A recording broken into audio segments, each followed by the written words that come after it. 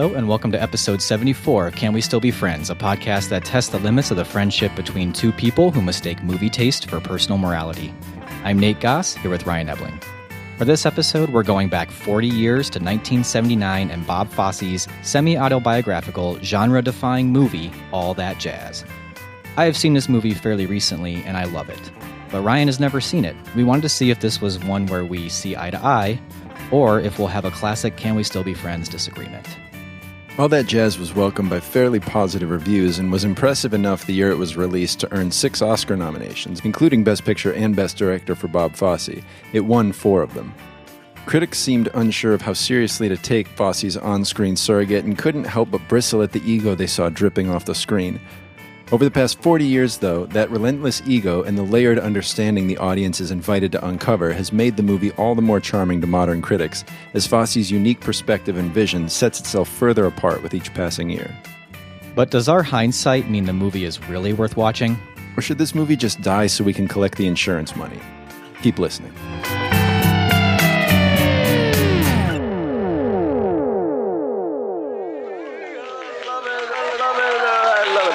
Books, magazine articles, TV shows, Ken and Barbie dolls who have a mutual suicide pact. Oh, man, how many times do we have to look at the same thing? Until he gets it the way he wants it. There's a lady in Chicago, man, wrote a book. Dr. Kubler-Ross with a dash. This chick, man, without the benefit of dying herself, has broken the process of death into 5 stages. Anger, denial, bargaining, depression, and acceptance. Sounds like a Jewish law firm. Morning, anger, denial, bargaining, depression, acceptance. Anger. All right, so there's a clip from the movie we are discussing today, All That Jazz. That was Cliff Gorman playing a stand-up comedian. Hard to find a clip even for this movie to play. How many layers deep do I need to go explaining this? So it's Cliff Gorman playing a stand-up comedian in a film that Joe Gideon, the main character of this movie, is editing. That he directed and is finishing editing on in the movie that directed by Bob Fosse, which the movie that is being referred to in the movie we're talking about today is probably supposed to be Lenny, right? Directed by Bob Fosse as well, right? It goes deep, layers upon layers upon layers there. It does. And so that is part of, I'm sure, what we're going to be talking about today in our discussion. Yeah. But we picked that clip partly because it talks about the stages of death. We didn't play the whole clip, but really this book or this movie, All That Jazz, is definitely dealing with death. Yeah. Uses that as sort of the framework from which to frame the entire movie. And it's a musical comedy. Exactly. Sort of. A dark musical comedy. A surreal, dark musical comedy about a very self-involved person told by the self-involved person. And written by and choreographed by. Yeah. It's so a lot of Fosse in this thing. Yeah, the movie itself is one big wormhole you get lost in. It's like its own Wikipedia trail that you go on. Exactly, or like YouTube video rabbit trail you go on. Right, with like 3 tabs open and you keep switching back between the 3 different videos. That's a good comparison for today's crowd. That's today's millennials. Bring the kids into it. So All That Jazz. Why are we doing this one? So it is 40 years old. Yeah, little anniversary thing going on here. Mm-hmm. So the movie's over the hill. The movie is itself now contemplating its own death. Exactly. That's a good point. I don't know if you've watched it. I haven't watched it yet. The whole Fosse Verdun thing going on FX right now. So this is sort of in the conversation. This movie is in the conversation. Sam Rockwell is Bob Fosse and Michelle Williams is Gwen Verdun, who are played in All That Jazz by Roy Scheider as not Bob Fosse, but Joe Gideon. And it's not Gwen Verdun, but it's... Audrey Paris is the name of the character who is basically Gwen Verdun, played by Leland Palmer. We just spouted off a lot of names. We're going to have to be very clarifying, I think, further on in our episode. Well, and like you were about to say, it's tough to find a clip that the audio of will make sense without seeing what's happening on screen, because the movie jumps back and forth multiple times within each scene. Yeah. I would like to think that people don't really listen to our podcast unless they've seen the movie. Right. But I really feel like, especially in this case, if you haven't actually seen All That Jazz, this might be a tough listen for you. But at the same time, I don't want to say that because I feel like All That Jazz is not a very widely seen movie. And I don't say that just because I hadn't seen it. I just feel like it's kind of a movie fan's movie. Sure. It's not necessarily one that I don't see it working on like cable, like it's not like a movie that you like, oh, every time All That Jazz is on, I have to finish it. Because if you start in the middle, it would be very weird. Sure. This might be getting a little too into my history with the movie, but when I have either recommended it to someone or I've showed it actually at the library for our cinema club. Really? We showed it actually last month. And people who they enjoy movies, they wouldn't call themselves a movie buff, but they always come back to me and say that they really liked it. So I think that you're right that is the reputation. But I mean, I think that 40 years on, I think the language of it is a little bit more accessible maybe now than it even was back then. Yeah. And that people have an easier time maybe even watching it now than they did in 1979. Anyways, you have not seen this movie until now. Do you...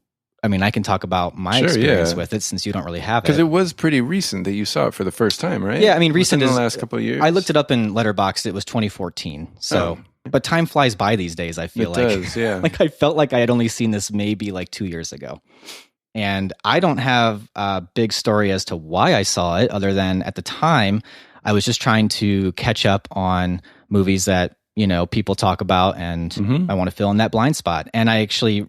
A podcast that both of us are big fans of, Film Spotting, based out of Chicago as well. Adam Kempenaar, one of the hosts of that podcast, it's one of his like formative movies and one that he loves. And that I remember hearing it the first time on the podcast and being like, really?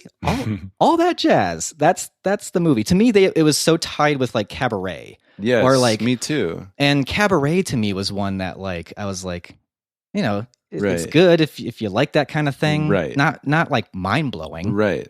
But he talked about it as if it was mind-blowing. I think there was probably a period of time where I thought All That Jazz was some sort of sequel to Cabaret. Yeah, maybe. Or like that it was because the song is in Chicago. Right. So that it definitely... I had no idea what this was. No clue. Neither.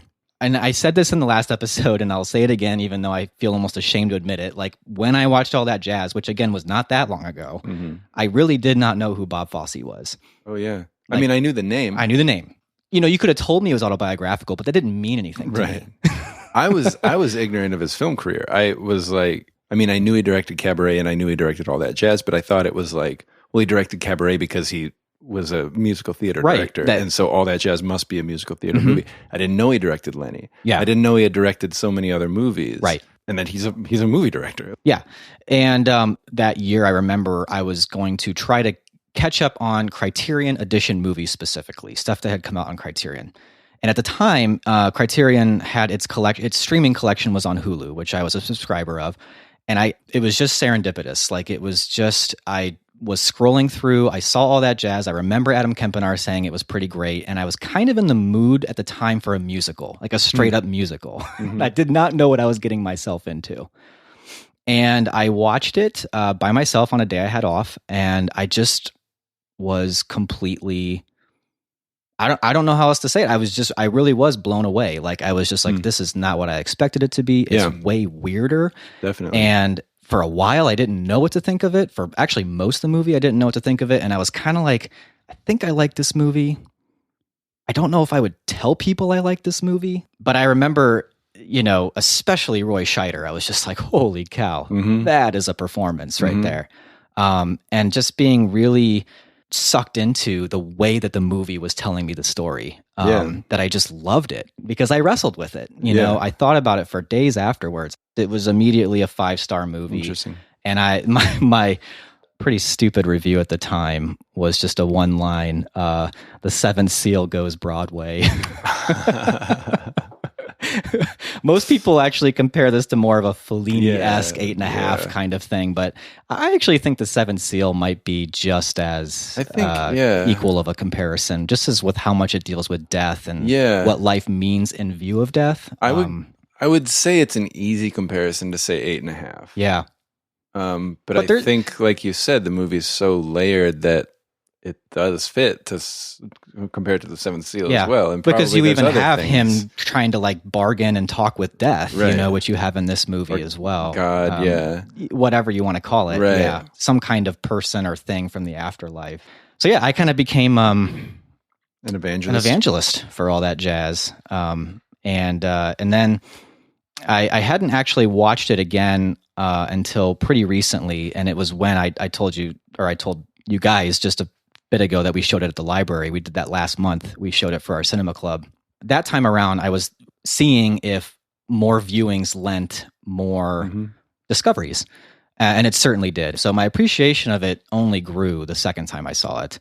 I think that's it as far as my history of it. Sure. I was excited to watch it again, even though I had just watched it a few weeks ago. Sure. So I don't know if you want to talk about any of your apprehensions beforehand, or Sure, what you were thinking beforehand. I kind of referenced them. It was more ignorance. Like I said, I knew Bob Fosse was a choreographer. I knew vaguely about like the Fosse style. So there was just a lot of ignorance about that. And like I said, I genuinely think that there was a time where I thought All That Jazz was a sequel to Cabaret or something, because Chicago, like it's going to be that sort of thing, that sort of cabaret, like ladies in black bras and underwear dancing. Yeah. Like that's okay. I get it, Bob Fosse. That's I couldn't have even told you it was set in the present day, present day. I would have thought it was like jazz age. Yeah. So I didn't know anything about it. And what I didn't know, I didn't think was appealing to me. Like what I thought I knew about it, I was like, that doesn't sound. And then in prep for some of my philosophy and film classes, like editing videos or certain things that they would use clips from All That Jazz. And I didn't know it was All That Jazz because I knew enough about Bob Fosse to know Roy Scheider looked like Bob Fosse in that. So I was like, oh, maybe there's a Bob Fosse movie I don't know about. And then once I realized it was All That Jazz, I was like, oh, I guess I don't really know what that movie's about. Right. And then you told me, apparently 5 years ago, how much you liked this movie. I think it was even after we recorded one time. You were like, oh, hey, I just watched All That Jazz and it was really good. I was like, all right, well, I'll move it higher up my list. A little bit, yeah. Not at all. So I'll say how I felt after watching it. I only watched it yesterday. And like you said, it's kind of a one that sits with you and you mull over. And so I'm definitely in that state right now. And because of that, I'm going to say it's a 4-star movie for me. Okay. I know how these conversations go, and I know you'll probably be able to move me up because... Maybe not. But I feel like the things that are holding me back are things that I'm just trying to piece together, not things that I actively disliked about it. Okay. I can name at least one or two things that I do actively dislike about this movie, but they're not enough still for me to be like, but God, I just love it. I love this movie. I'll say for the most part, I don't seem to have been as taken by the experience of it as you were. But I definitely was at times taken with the experience of it. Like I enjoyed it a lot. I'm really interested to kind of dig into it because as I was watching, I'm like, there's so much happening. Yes. Visually, metaphorically, orally. Like I had no idea about the fantasy, surreal sort of stuff. I had no idea that it was autobiographical. And it turns out like pretty autobiographical. Yeah. I had found out that part in prep for our movie club at the library. Like I didn't even though I loved All That Jazz the first time I watched it, I obviously didn't love it enough to dig into Bob Fosse. Right. To me, the movie was the movie. And I was like, I'm just cool with seeing Roy Scheider be Joe Gideon. And that's just that. And it's a statement on art and life. And that's that. Right. And then because Bob Fosse himself kept denying that it was so much about him.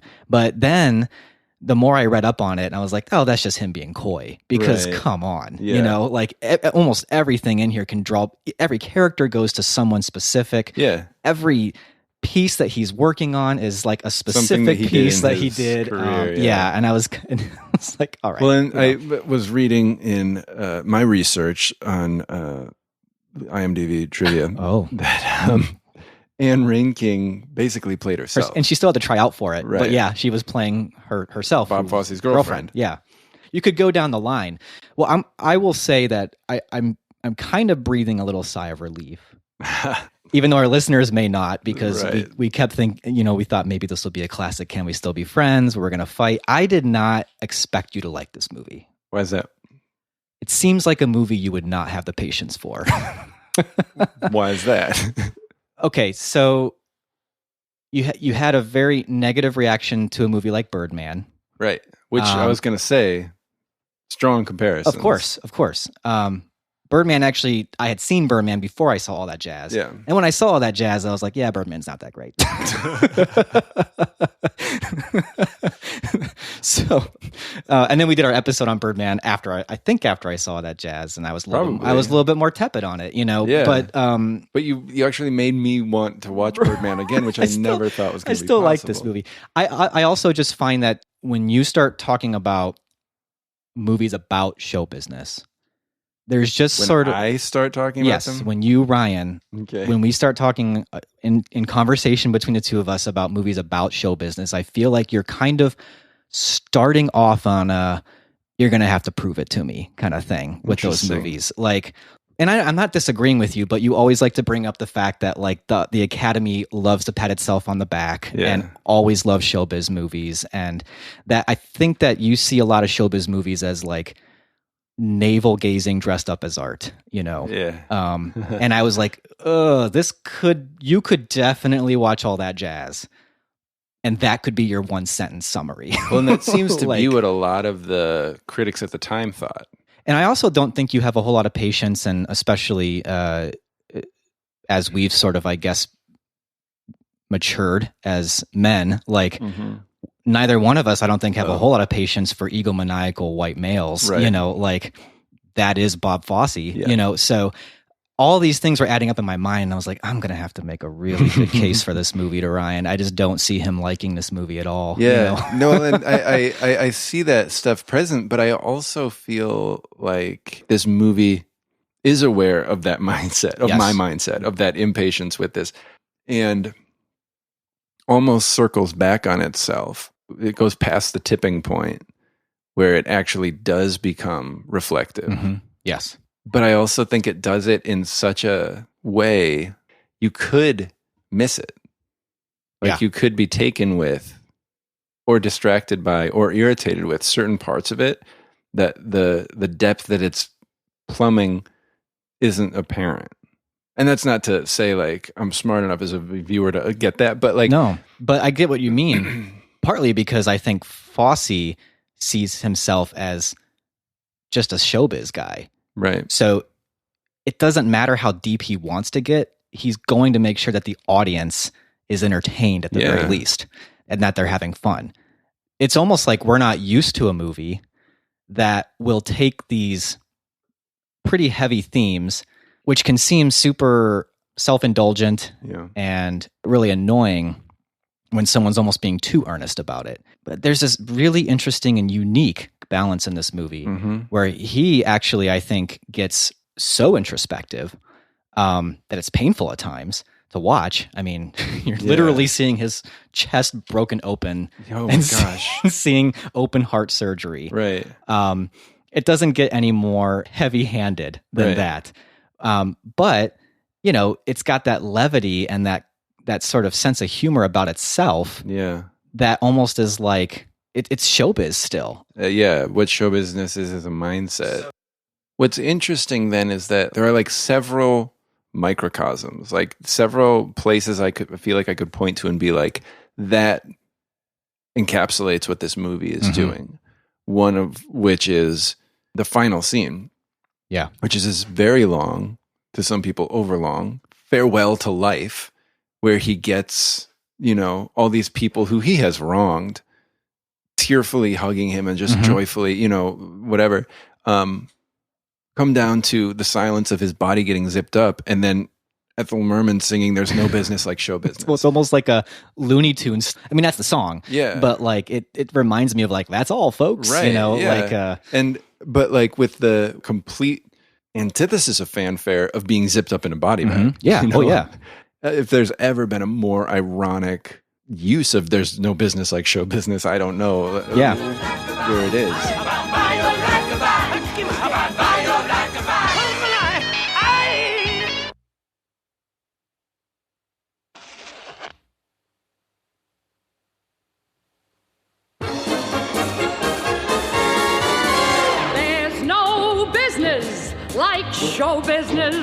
like no business I know. Everything about it is Almost like, isn't this all pretty meaningless? But Right. but didn't you have a good time? But then also like, well, what is a good time? Yeah. Like, Right. And going back to your idea of like, little lines that kind of encapsulate the entire movie, the one that really sticks out to me is when he says, you have a hard time knowing where the bullshit ends and the reality begins. Well, that's it, huh? We're finished. I don't know. How do you feel about me? I love you. Then I guess we're not finished.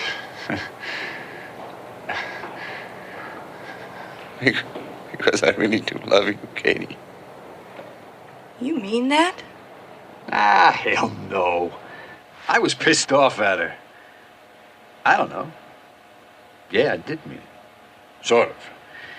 Sometimes I don't know where the bullshit ends and the truth begins. I just wanted to say something nice to her. Why? In case, In case. When your life is all about entertainment, when you're not actually on the stage, how much of your life do you give over to that entertainment? mm-hmm. He's talking about the way he deals with women, where it's basically like he doesn't even know when he's being honest anymore. Right. Right. So there you have a microcosm within a microcosm. Like that one line to me tells me so much about the movie. Yeah. But it also tells me it in different ways. Right. Like it's not just about showbiz as a life, it's also about Bob Fosse and the way he sees himself. Right. And that level of introspection, I just think is impressive. We can talk about where he's pulling a few punches maybe, or Sure. like where he's not completely being honest with maybe the impact or his personality has on people. But there's at least an awareness that he knows how to cause harm to people, and that he does that. And also there's an awareness that to him, show business is his life. Yeah. Like there is no life outside of that. And that's actually where I think knowing a little bit about Bob Fosse helps a little bit when you realize this is a guy who was in show business since he was like 13. Right. Bob Fosse doesn't know anything other than show business. And so to me, it's also a study on what that does to a person. Right. Like what does it do to a person when they don't know a life outside of entertainment? Right.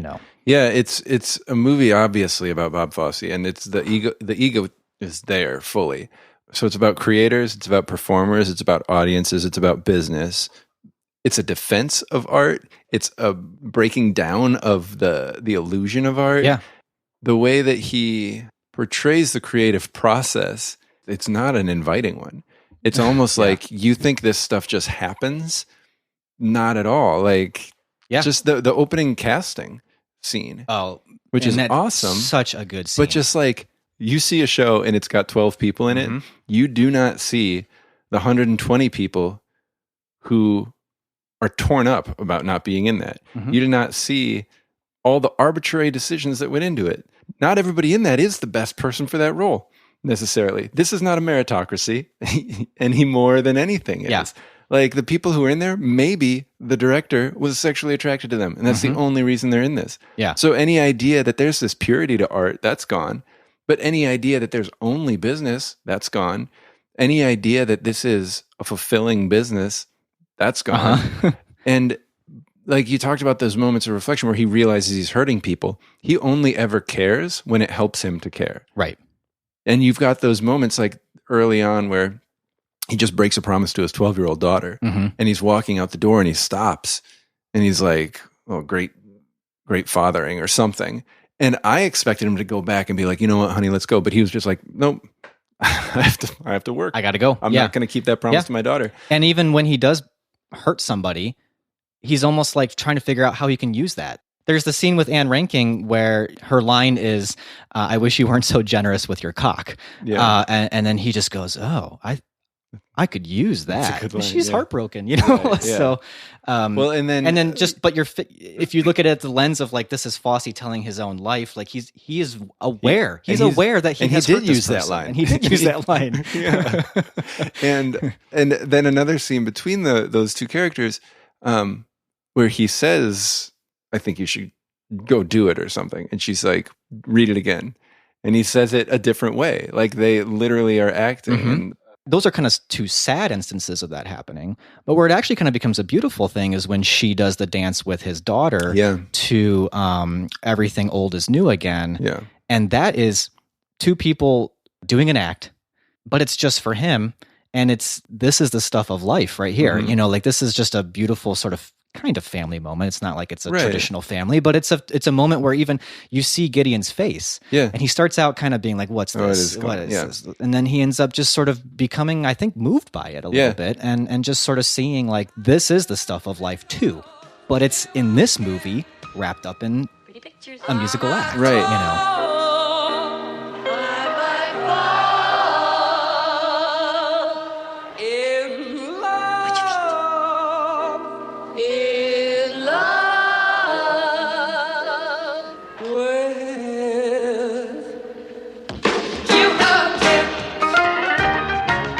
And that scene and a couple other scenes, the scene where Leland Palmer dances, which I really want to talk about. Oh, yeah. Of all the dancing that's in this movie, those were the two scenes where I was like, wow, good dance is incredible. I don't remember feeling that in any of the dances that Joe choreographed. And I think that's kind of fascinating that like Katie dancing a song that she choreographed and Audrey dancing a scene she's choreographing in the moment are like the instances where I as an audience was like, wow, that is incredible dancing. And the scenes that Joe Gideon does choreograph, it's impressive, but I'm not like marveling at the ability of dancers. I think the filmmaking is helping you do that because those scenes are also so unbroken. Long takes, Whereas the scenes that he's choreographing, they might be equally impressive. I don't know dance that well. I don't either. In fact, I kind of have to take Audrey's word for it in that scene where she says, "This is the best work you've ever done." You son of a bitch. And cries. So, I mean, I'm kind of like, it must be. I mean, I do think that scene is great, but I actually think what's great about it is the filmmaking in that. Yes, you know? I agree. And the same thing with. But that's what's interesting because those scenes were supposed to be impressed with Joe's ability to choreograph, not the dancer's ability to pull it off. Right. So Fosse shoots it and edits it in a way that we're impressed Dazzled with the craft of it, not the ability of the individual dancers. He just does such a good job of directing our attention. In a movie that is so scattered, he really keeps the focus clear. And we'll keep coming back to this idea of layers, but like you could just focus on one aspect of it and start breaking it down. And that would be enough to like really have a long conversation about like the idea that Joe is a choreographer and what that means for somebody's ability to control the world around them, while realizing that Bob Fosse is not just the director, but the choreographer of this movie, and that the people in his life are there because he has choreographed them. And just the idea of control in this movie and choreography and how you can control. Because another thing that the scene with Katie and his daughter dancing, it's interesting that it's the first dance number after the super erotic Take Off With Me. Yeah. Beyond boundary pushing. Oh, yeah. I mean, and it's just indecent, really. It's absurd, but it's supposed to be in the movie. Right. Yeah. Coupled with this pure moment. Very tender. Yeah. Of his girlfriend and his daughter, like doing this dance. Like there's that comparison to make. But then also I was struck by the comparison of Joe dancing with his daughter versus Katie dancing with his daughter. Because Joe is interrupting the conversation and telling her very clearly what to do. Yeah. Directing her and controlling her. No, come on. You wouldn't like it. You try this. Here, just stand over there. And then jump up on my shoulder. Oh, God, you're getting heavy. All right, put your leg in an arabesque. There we are. How are things at home? They're pretty good. All right. All right, watch your back now. Anything you want to tell me? Well, I promised Mom I wouldn't bring it up. But you're going to bring it up anyway. Sit down, Michelle. You can tell me anything. You know that. Give me your wrist. Ready? And jump. Ah. It's just that I keep wondering, Dad. Bend your knees.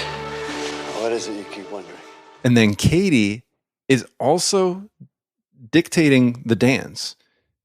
But the way she's doing it is very encouraging. She's in the dance with her.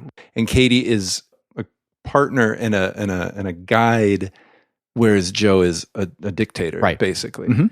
And And and that's another thing the movie touches on is he wants to be God, or at least wants to be as good of a creator as God is. You know, when he talks about the rose, he kind of resents God for that. Yeah, he's like, why can't I do that? Yeah. You know, how did you do that, and why the hell can't I do that? Right. And I'm pretty sure I'd have to go back and watch it, but I'm pretty sure that's immediately followed by another scene of him cutting the movie. It's the only scene of the movie we see him Yes, cutting. where we're talking about the stages of death of his movie, The Stand-Up. I don't know why, but because that was juxtaposed with him just talking about God and the creator and kind of resenting that, I pictured the producer being like God and saying, you can't keep doing this, Joe. You're going to run your life out, basically. Original budget. Joey, God made the entire world in 6 days. He didn't go on overtime once. You can't even cut an hour-and-a-half movie in 7 months on triple time. Joey, I hate to do this. I'm usually a very calm man, but this whole thing has got me terribly crazy. I must put my foot down. Joey, the whole thing has got to stop. It has to stop.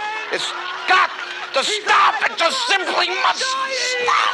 Josh, I've made a few changes in the monologue. I think you'll like it. I have to go to rehearsal. At those prices, man, who I'll can see you afford at to live? 5:30, Eddie. Nice talking to you, Josh. I accept! Oh, my God. It is better. God. Wait a minute. He watches the movie and the God character, the producer, says, damn, it's better. It is better. It is better. And that to me was such a metaphor too of Fosse as being this guy who is like confronting God, saying, yeah, I'm living recklessly. I'm living in a way that's not going to be good for my life. But I'm creating. And I'm doing a hell of a job doing it, Yeah. you know? And you cannot deny that I'm making great art. And those here, are the scenes that are the self-congratulatory ones that I think could really throw people or just turn people away from this movie, and understandably so. Sure, I get that. But where I would like to maybe point out where there might be a little bit more being said about that even is in the motif of the loop, basically, that goes through the movie. Yeah. The It's Showtime folks. Right. You got the Vivaldi, the Speed, the Alka-Seltzer. You know, he's in the shower the first time with a cigarette in his mouth. And yeah, the thing is, the first time you see that, and even the second or third time, it's kind of funny. Right. As the movie goes on, it's just not funny anymore. No. And It's just super sad. Am I you right know? that you visually see him looking worse and worse? Oh yeah, yeah. Okay. And then the last time he does it, he actually like goes into a coughing fit. You're definitely seeing the cost to it. And I guess you're right though. So where people could be really turned off by this movie is if they do see it as super self-congratulatory. I do think that's a fair way to see it in a way. It's in there. But I almost have to give it a pass because it really is pretty brilliant. You know, like it'd be one thing if it wasn't. He's being self-congratulatory. Is he wrong? Yeah. You tell right. me. You tell me. I am you know? being self-congratulatory. Tell me I shouldn't be. Right. Right. And this is where I made this comparison in my film club at the library. Nobody else, I just got blank stares when I did this. And I wondered, is Fosse in 79 kind of our in the 2000s Kanye? I was actually, oh my gosh. And is all that jazz my beautiful dark twisted fantasy? You know, like Kanye does the same thing. He's got the ego. Yeah. A lot of people hate him for it. Yeah. Self-congratulatory in his own lyrics. Yeah. But when you dig a little bit deeper, they're kind of sad. He will gloat in 1 second about the lifestyle, Right. and in the next second will tell you all the consequences of the lifestyle. Or tell you in veiled terms that he's contemplating suicide. And then, but he'll constantly tell you how much of a genius he is. Uh-huh. And at the end of the day, is he wrong? Right. He is if you've listened to Ye. Right, yeah. That album's... I'm almost solely talking about My Beautiful Dark Twisted Fantasy, Yes. because that one I think does deal My with... Beautiful Dark Twisted Fantasy and All That Jazz is a really great comparison. Which also had a lot of fantastical elements to it, a lot of reflecting on, you know, life and death. And also was just sort of fantasizing his own death. Yeah, fantasies and also just a ton of fun. Yeah. You know, and I don't think it's that far of a stretch in the way that Fosse really was pretty influential to, I mean, this is the birth of like hip hop dance. Whether you want to talk about Chicago or even in All That Jazz, these moves ended up influencing Michael Jackson's dance moves and Paula Abdul's dance moves, and then eventually even Beyonce and Single Ladies. The way that we look at hip hop dance is Fosse. Got it start. Yeah. So I think we almost do have to talk about, especially if we're going to say this movie's self-congratulatory, like how brilliant really is Bob Fosse. I don't know because I'm not a dance guy. So I threw this out to my sister because she actually is a choreographer for the Indianapolis Colts. And I'll just kind of read you what she said. Basically saying he didn't invent jazz hands, but he sort of popularized them, the idea of jazz hands. And I always thought jazz hands was just like a really stupid, like, jazz hands, everyone. But it's just about like having energy with your entire body, right? Like, no, it's literally keeping your hands palm out. Oh, always? That's like your natural pose. Oh. And this is new to me. My sister was educating me on this. So that she said that alone makes him epic. I mean, that's a term we use, jazz hands, is a term we use daily in dance world. It went against a typical, quote, ballet hand that has a much more graceful look to a big outstretched hand, which seems minor, but changes the look of essentially every move you could do. So he changed the game. Yeah, he really did. So does the self-congratulation earned? Is it earned? Yeah, not many people literally change the game. Yeah, you can at least see where the ego is coming from. I think, though, even without that's a really vital insight. I think even without that, the movie's got moments of real honesty that show that self-congratulation is a choice, too. You understand that everything he does is conscious. Mm-hmm. Every time he hurts somebody, he's making that choice to do so. That, like, there's a bigger performance here that's going on, and I can recognize when the performance is bullshit and when it's not. Mm-hmm. And when I need to keep bullshitting or when I can get away with being honest. Yeah. And it makes him a much less sympathetic character to know that every time he hurts somebody, he's doing it on purpose. Yep. And he knows the game. You know, like he tells the Angel of Death or whatever you want to call Jessica Lange's character, he just says, don't bullshit a bullshitter. And that's also where you see the really sad game of, you know, using these women, but still because he is driving them and he is making them better, they still end up appreciating him, even though they are even aware of his manipulation, his games, and ultimately that sometimes he may just be wanting to get in bed with them. Which you could add to the file of self-congratulations. Exactly. Exactly. Sure, I mistreated them, but now they're better dancers. Now there's another layer though, on top of all that, as far as the self-congratulatory thing goes, where this is all undergirded by a showing in the movie of just deep insecurity. Yeah. He's an insecure person. Mm-hmm. All that confidence is bullshit. Mm-hmm. It even gets a little, I don't know if you'd call it Freudian, or he goes into the psychology of like his growing up and being sort of around these burlesque women. And that's sort of his introduction to sex and relationships with women at that level. You know, so he's got these sort of like embarrassing memories that he carries with him. Yeah. But also, like you see later on, how much he actually cares about what the critics think of his movie. Mm-hmm. And that one negative critic, which again has a direct correlation to real life, that was, if I read it correctly, Pauline Kael's review of Lenny, that it cuts to him so deeply. This is a guy who, even though he at times will give off to people that he thinks he's a genius, he is super insecure about himself. Still fighting it, Yeah. And again, then you think about this is Fosse directing his own story. So he's talking about that weakness within himself. Well, and so I think if I had to boil down what this movie's about, it's about control. Because death is the ultimate loss of control. And you can't choreograph your own death. He tries. Even though he does. Bob Fosse does, yeah. And he does it in a very, like, polished way. So in reading, like, people talked about him smoking too much, drinking too much, it's kind of a life spiraling out of control. And I feel like you can't say that. I feel like the smoking, drinking, amphetamine use is calculated. Mm-hmm. It's as calculated as anything else. And it is somebody who, one, is doing something that they feel like they need to do in order to maintain control over all these aspects, because if it wasn't for amphetamines every morning, he would be exhausted. Mm-hmm. And also somebody truly believing that they do have control over everything. And his most like frustrated sort of moments are moments where people buck his control.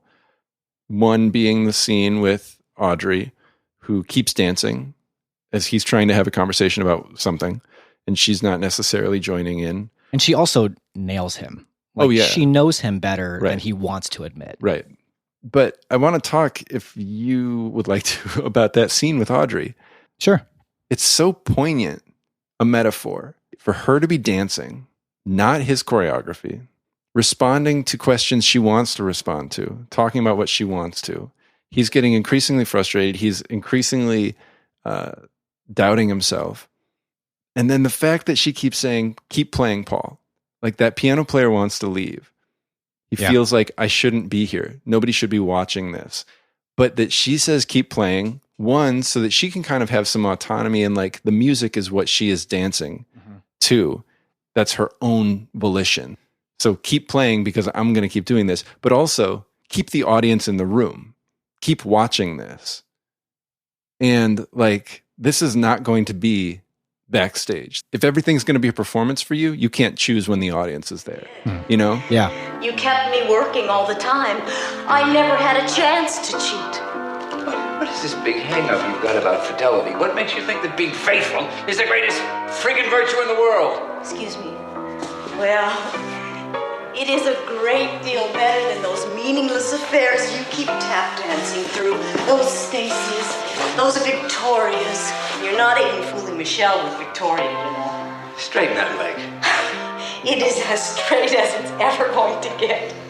Oh, the Bonnies. I don't know. It just felt like that scene. I should watch it like 15 more times just to like take in every possible thing. Like when she climbs the ladder, what does that mean? When they're in the frame together, like it just felt like such a rich. Well, you're right. So what does he do to try to control it? Because it's the same song that's Take Off With Me. Mm-hmm. That's the song. That's the song he ends up turning into the erotica sequence, you know? And so it's almost like he kind of gives her that one and says, all right, you win this round. Mm-hmm. And then he cannot help but have the last word. And then what he ends up doing is taking the song, which neither one of them really liked. I don't know if you remember when the Paul guy does it. And it's a pretty great scene because it's pretty funny. Like it's such almost like cheesy vaudeville-ish musical, you know, Take Off With Us. And of course the producers love it. It's pretty great, you know, and they're kind of laughing and they're saying, oh, we're going to have to really fix this up, you know? And so her way of fixing it up is not really to change the song all that much, but just kind of wow them with her dance. Right. And his way of fixing it up is not only to do the same thing through choreography in the group, but to kind of also cut her out of it. Yeah. You know, I think you're right. I think that control aspect is through this movie. I mean, that's just you're talking about that one scene, but then that scene carries over into this other scene. And then you as the audience, you're kind of equally blown away by both, but in very different ways. Right. And I think what shows there's more truth and beauty in her performance because it's just her. Yeah. It's just her and her mastery. Right. And her, you know, life dedicated to this dance. Yeah. You know. But not only that one-upmanship, but there's also an element of abusiveness to it by raising the stakes of it, by not just cutting her out of it, but saying, if you want to be a part of it, here's what you're going to have to be willing to do. And especially when you're dealing with her vulnerability about being older. Right. And it's almost like he's saying, can your body even handle that? Right. Like you've seen this younger woman do this scene naked. Would you be comfortable now? Okay. What if I gave you her part? Exactly. That's like super abusive. Of course. Yeah. Okay. So now I think we've tackled thematically a fraction of the things in this movie. But I would like to just, at least for a bit, talk about some of the technical things as well. So, I mean, I think we have to talk about the editing in this movie. I think I go back and I remember in our JFK episode, we said something like, they should just show this movie as like a masterclass in editing. And I think that's still true. Yeah. You got to show it with all that jazz. Yeah, definitely. I mean, because, a couple different reasons.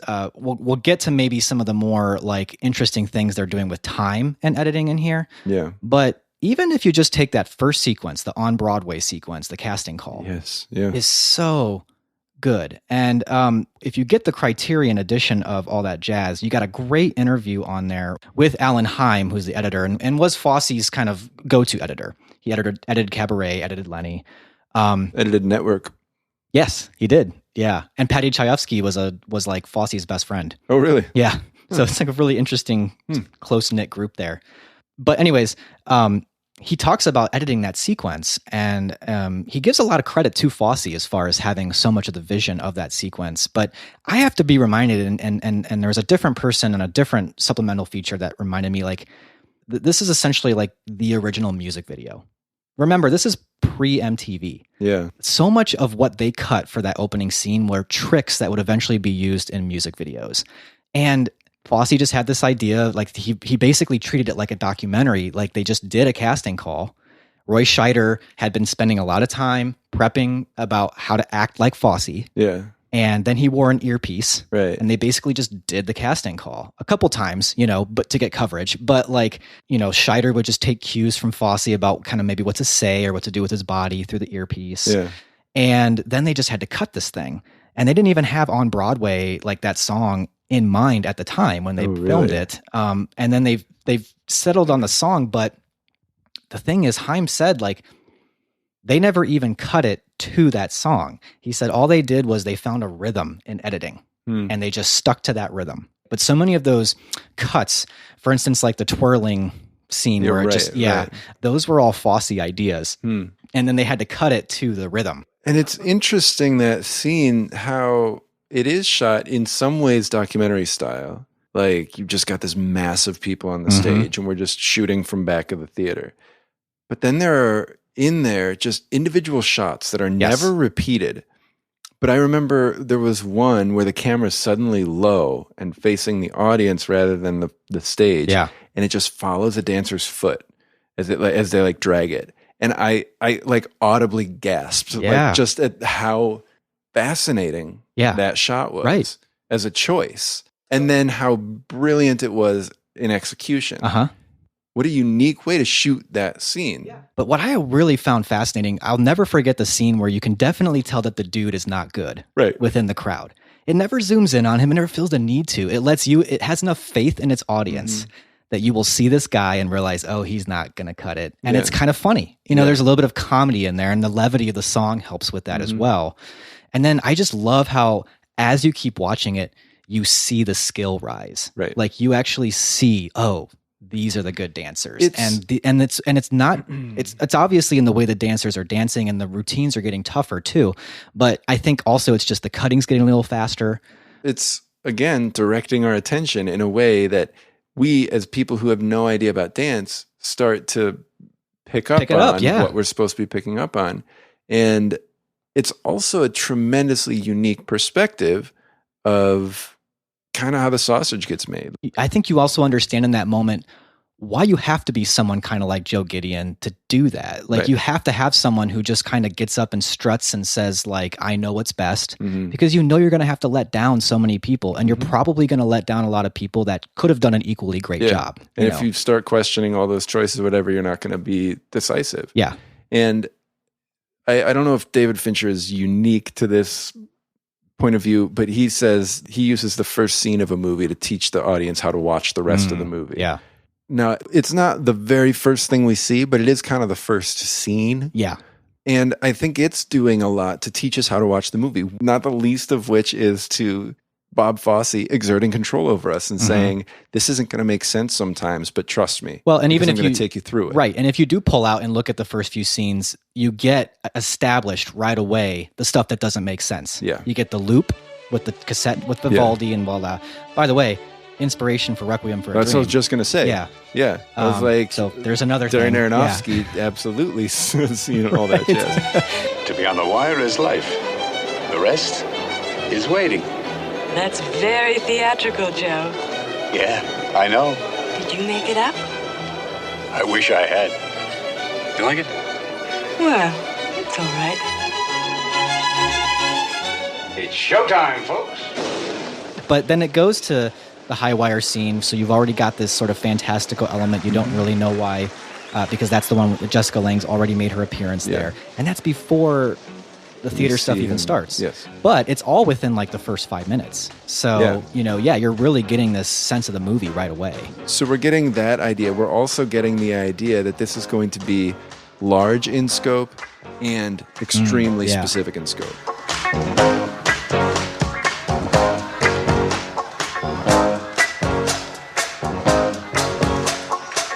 They say the neon lights are bright on Broadway. And we also get Joe Gideon's, just a very clear sense of Joe Gideon in that scene.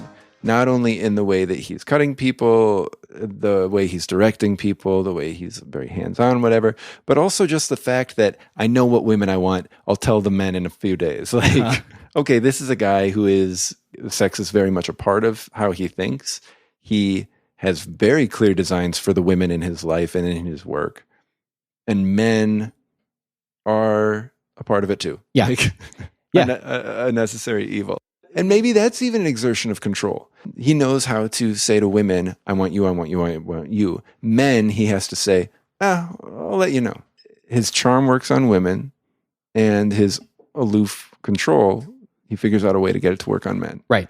And I also think that the movie does a really good job of showing right away the dynamics of the business. So you've got the producers and the people that just sit bored basically in the theater. So that's just one scene that we could dissect basically. Yeah. But the editing is all over this movie as far as like, in fact, Alan Heim, he basically coined this term Fosse time. In the interview, he talks about how they kind of established this method of editing when they made Lenny, but it was more of a saving thing where they realized that he's not too flattering of Dustin Hoffman, but he basically says Hoffman's like performance as Lenny Bruce didn't have the like bite or the edge that Lenny Bruce actually had because Dustin Hoffman's too likable as a person or as an actor. He wants everyone to like him. So he's like, it wasn't working. And them and Fosse, they're just trying to figure out how to save this movie. Interesting, because that's what's happening in all that jazz is they're trying to figure out how to cut this thing to work. That's how they came up with this idea of like, well, let's just intercut other scenes from before in the middle of this. And that'll be jarring enough to create the edge that we need. Interesting. And also bring context to what he's saying that his delivery isn't bringing by itself. And so they kind of invented this whole method, and Fosse knew when he wrote all that jazz and produced it that this was how they were going to edit the movie. So he kind of elaborated on this idea of Fosse time as a continually unfolding present time, an eternal now. So that even when you're looking at stuff that maybe happened before or is in some kind of fantasy realm, it all feels like it's happening right now. Yeah. You know? And the line between fantasy and reality gets very blurred following his heart surgery. Yeah. And I kept asking Kelsey, like, is this part real? I think it is because it's not in that very clearly fantasy part. But can we trust it? Which, going back to the control thing, when you're in the hospital, you don't have any control. And so is this just his way of us saying, no, I can still do what I want here? Right. In reality, did he actually do that to exert his control? Or was he making that up to deny the fact that the doctor was telling him what you've been doing is not sustainable. You cannot do this anymore. And that like the only friend he can find is basically like an orderly in a closed off part of the hospital. Right. You're talking about when there's the African American kind of janitor who's doing the show tunes with him. Yeah. Yeah. And I don't know what to make of that scene. I don't either. That's one that I didn't fantasy or not, I don't know how to. I didn't really like it. It's got a minstrelly kind of feel to it. And like a celebration. I told you there were two scenes that I flat out do not like in this movie. That's one of them. Yeah. The other one is fantasy or not, I'm not finding the nurse stuff funny. And I think he wants it. I think Fosse director is trying to play that for laughs. Right. That's not one of those areas of Joe Gideon thinking it's funny, but we're not supposed to think it's funny. I think this is where he wants the audience to laugh. Comedy.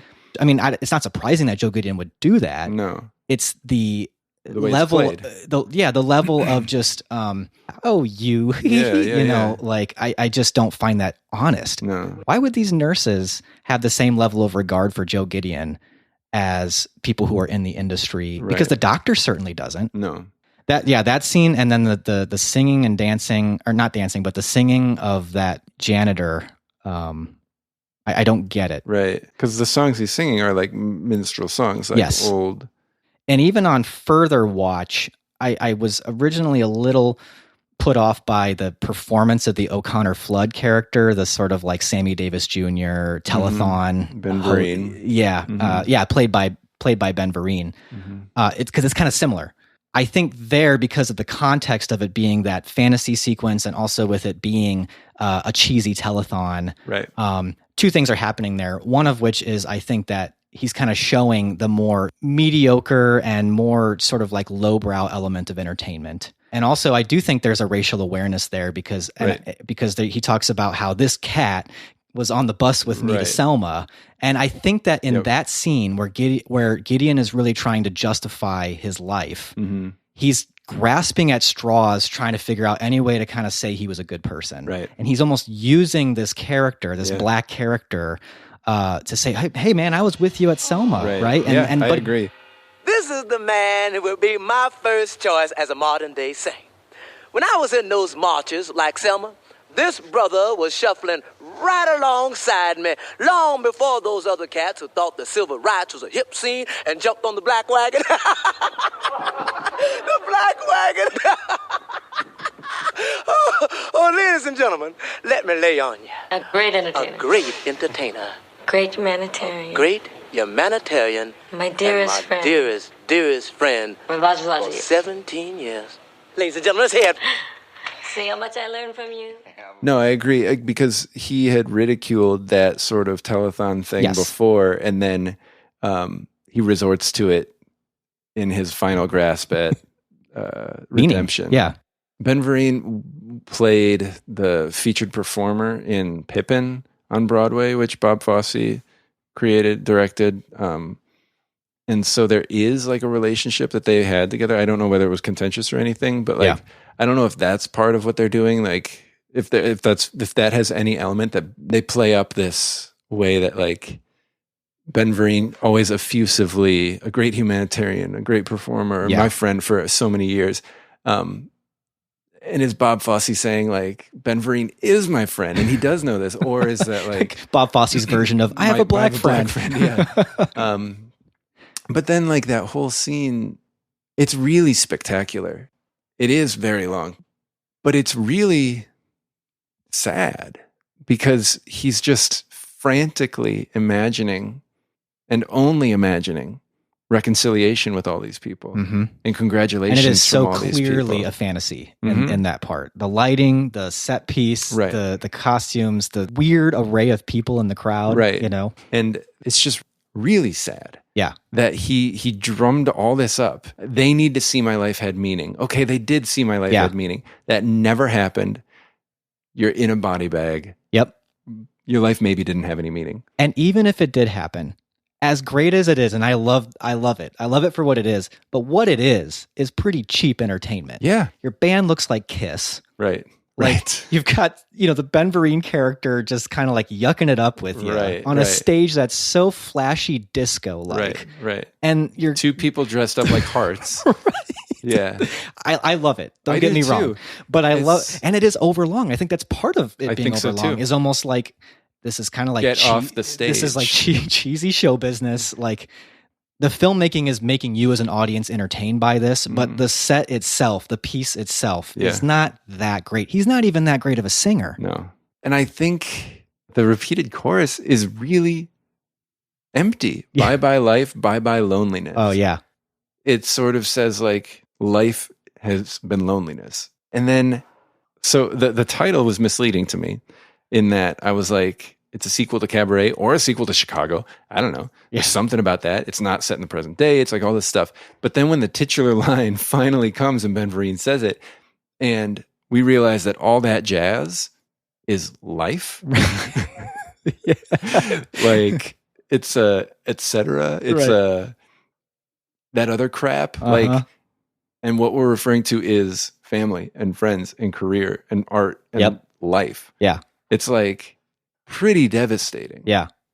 Yeah. If you want to get even more meta, this is an Everly Brothers song, Bye Bye Love. And the song is a pretty trite love song. And the whole line of Bye Bye Life is this like passing line that's really just sort of about, I'm so heartbroken, I think I'm going to die. Right. And he's taking this like pretty like stupid love line and turning it into like the master thesis of his entire movie, you know? And so that all of a sudden that I think I'm going to die is more literally, I think I'm going to die. Like this is about death. And so what is the love he's talking about? Bye bye love. And when you're on this glitzy, pretty schlocky stage, I think he's saying like my love was show business. Right. What was it? You know, this was my love because this was my life. Because the stuff that should have been my love, I pretty much ran that all into the ground. My kids, the women I was with, my family, my body, you know, this was my love. This was my love. This is what it all adds up to. And it's possible that could recontextualize the self-congratulation too, that anything that we see coming from the perspective of Joe Gideon and perhaps from the perspective of Bob Fosse is a misguided, frantic attempt to salvage something.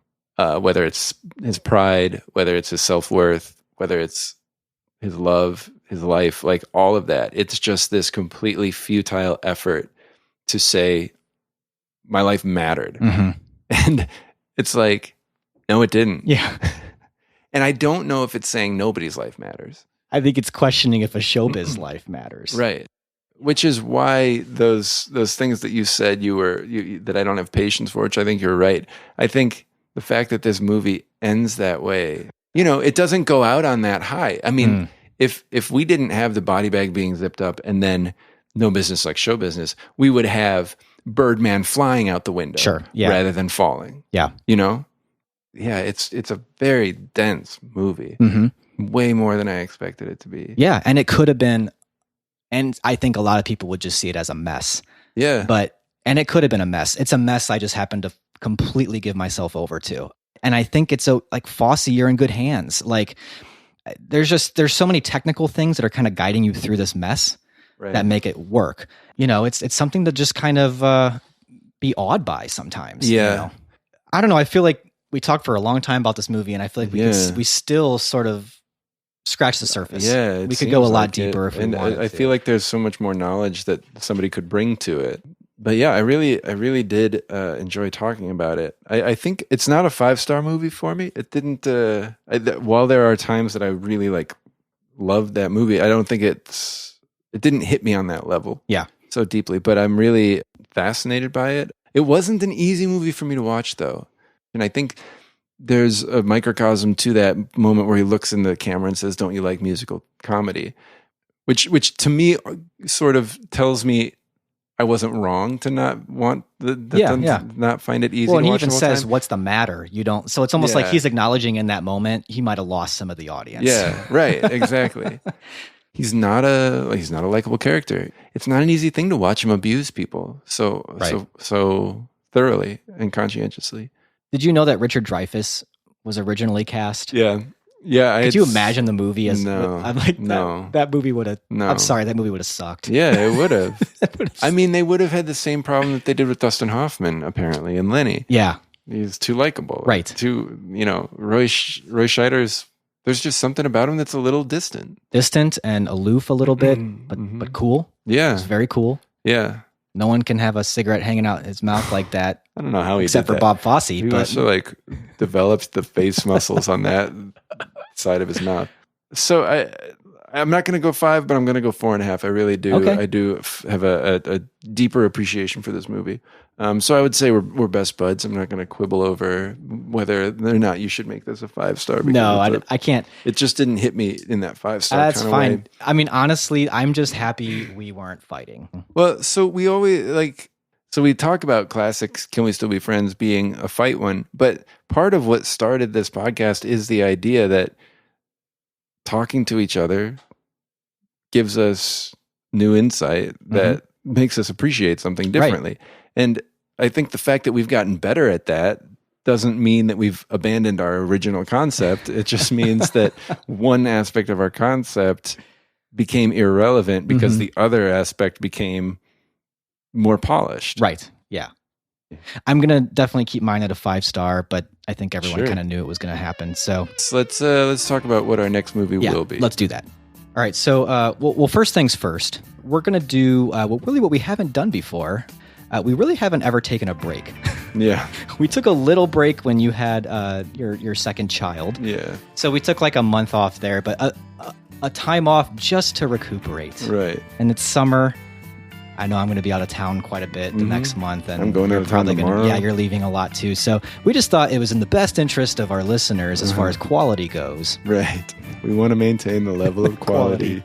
So we're gonna take July off, and we hope you don't leave us. Right. We will be back. Yeah. We promise. Maybe find an episode you haven't listened to, or watch a movie of one that you were putting off? Or I would love if people do like catch up with old episodes, or even just watch movies that we haven't done, but they caught up with it. Just let us know what you're watching. Like, is it good? Like, what's a movie that isn't getting the attention it deserves? Yeah, that would be great. Because we're gonna have now so much free time next time. Like, I mean, we're here. We need something to watch. We're here 10, 11 hours a day just working on each episode. And we've talked about this before, that we get these vacation days and you use them or you lose them, and we're just always losing them. We are. We're going to enjoy life. Take the finer things. Us time.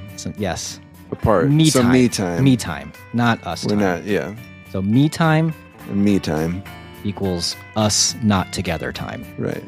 So we don't have a movie for July. But when we come back, it'll be August. We got a whopper for August. We do. We'll probably just be preparing. Yeah, that's true. We might not actually get us time. We might just be prepping the whole time. Prep time for August. Yeah. We're going to be watching Spike Lee's 1989 masterpiece, Do the Right Thing.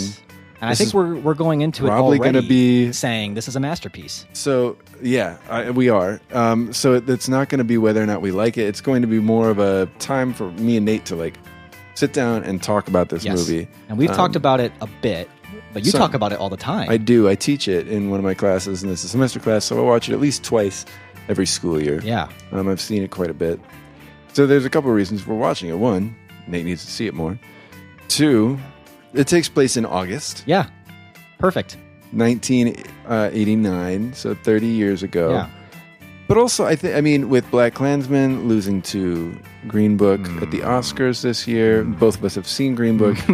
In the meantime, that is not a masterpiece. No. It is a masterpiece of shit. And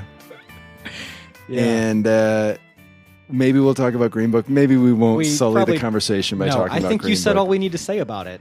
But I think people need to remember, because people keep saying, oh, Spike Lee lost the Best Picture Oscar to another movie about a white person and a black person and driving.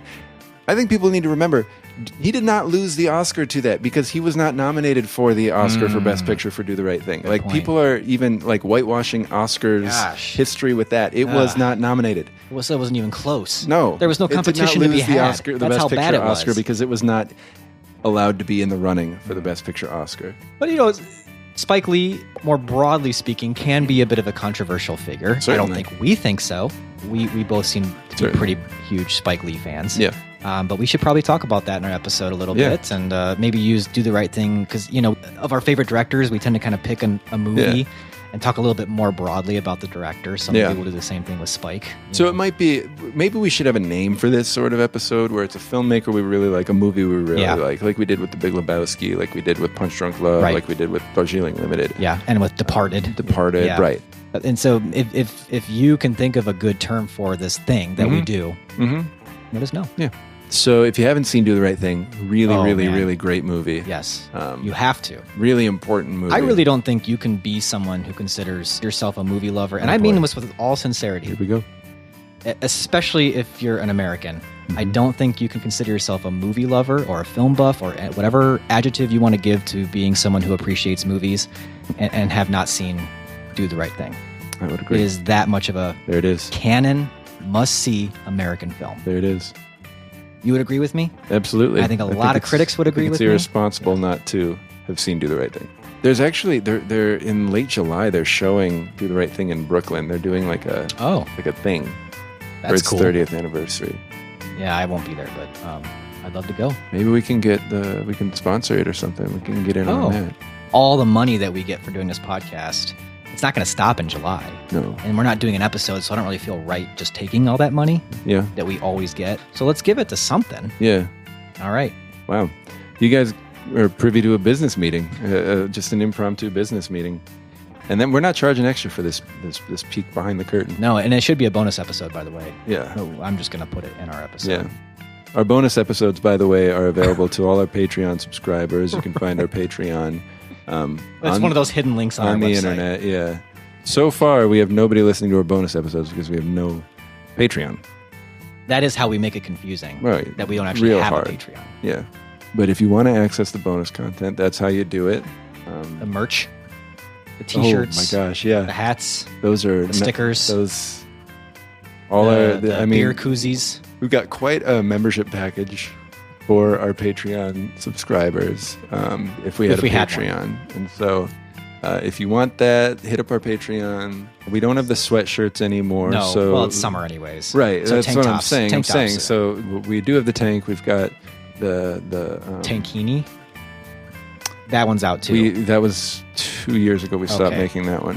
But the midriff revealing muscle tee. Is there anything else warm weather specific that? Well, we do the beer koozie, and then we also have that beer hat that has the straws. Right. That you put the cans in by your ears. And one of the cans is a picture of me, and the other one's a picture of Nate. Yes, I love that design. Yeah. I love it. And I was like, yes, this is going to sell like hotcakes. Well, none of this is for sale. It's all part of our membership package on Patreon, and that's no extra cost to you. That's just not there. Right. It just we don't have it. There's not a way for you to pay that. So there's no extra cost to you. All that great extra content. We're looking into umbrellas, like sun umbrellas, beach umbrellas. But I want them to like do double duty. They could be a sun umbrella or rain umbrella. Or rain. I think any rain umbrella can be a sun umbrella. Yeah, but or are you talking about the ones that we were looking at that it like extends? Yeah, and that you could put them in the sand, or it can telescope back in, and you can just carry it like a rain umbrella. Yeah. Do they have that? Yeah, we were looking at those designs. Yeah. But do they work well? No, I think we hadn't found one that we thought would. When it's extended, it was a little bit flimsy, and so they're looking into the carbon fiber. Yeah, right. But that goes to all our members. Yep. It's we've wrestled with the pledge drive sort of thing. Oh yeah. Do we take up your time? Yeah. But we've decided no. No, but because we don't have a way for them to pay. Right. But we're doing it now. So think about what this show means to you. Right. And what your life would look like without it. Right. And I think we'll know in July. We will, because we're not going to be there. We're not going to have it. Maybe we'll just take the whole on the site website. Down. I think we'll get more pledges. Like when they said they weren't going to make Twinkies anymore, and everybody's like, buy all the Twinkies, right. And then they're like, okay, we'll make Twinkies. Right, or when IHOP said they were going to change their name burgers or do burgers.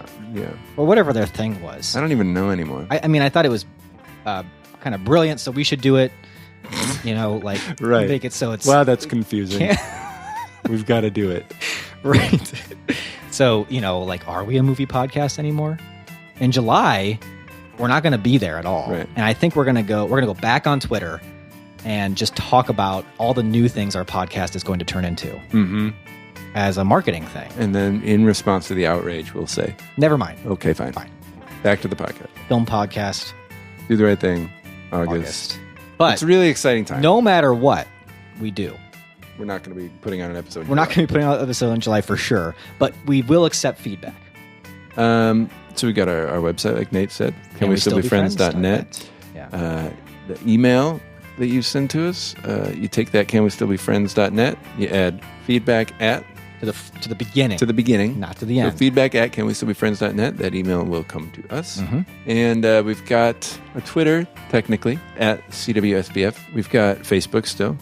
Yep. Can We Still Be Friends podcast. Right. And we've got a voicemail. Maybe this is a good opportunity in July for us to listen to you.